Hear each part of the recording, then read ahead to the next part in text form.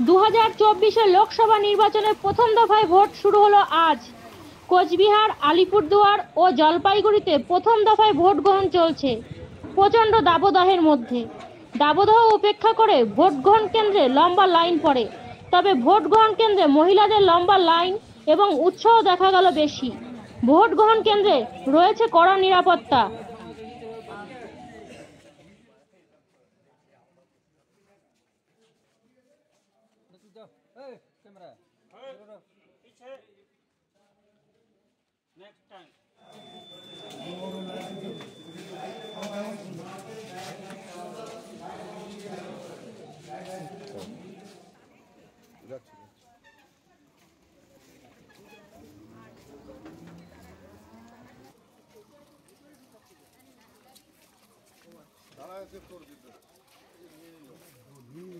বললো আমাকে